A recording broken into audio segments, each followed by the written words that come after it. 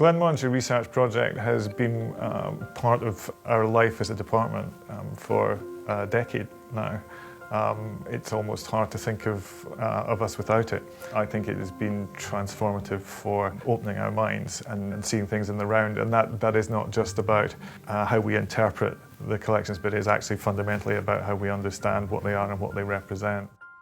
Simone Hompel has been somebody that, in this country, anyone who knows about metalwork will say she's amazing, she's the most important teacher of contemporary metalwork. She's been hugely influential. She has a body of students who've come after her, and I would say that some of the most exciting newcomers in the field have been taught by Simone, and she's been very influential. She's clearly got a great deal of thinking this through. She's learned a great deal about the past and about the archaeology. But I think what's been interesting in talking to her is that she's involved people from the museum. She's taken them to places they never thought they could go, never even suspected were there to investigate, which will reaffirm and actually go back into their own studies, into what they're doing in archaeology.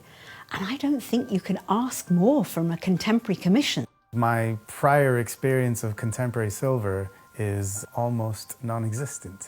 This whole process has been a huge learning process for me. Almost right away, I was seeing the artifacts completely differently. What she's allowed me to see is the experience of making those objects, the process by which it comes to us, and that has been completely invaluable. This is really significant. Simone Hompel is an outstanding metal artist. She's internationally renowned. She has been based in the UK for over 30 years, yet no public institution has ever commissioned her to create a piece for their collection. And it's a real honour for myself to be part of this process, to ask her to create such a wonderful piece that will resonate for Scotland and be on display at National Museum of Scotland.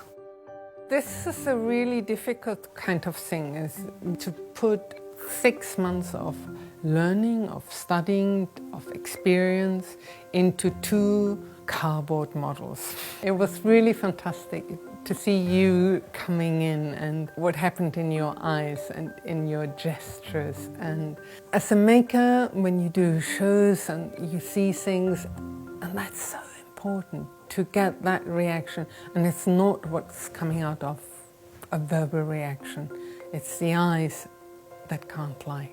It was a real joy to be able to actually walk into this room today and actually see those 2 proposals and be excited about them before I even knew what narrative Simone had taken or what had inspired her to create those forms and those shapes. When I walked in, I was thinking, wow, what's this? Curiosity arose straight away, and I thought, this is something unusual.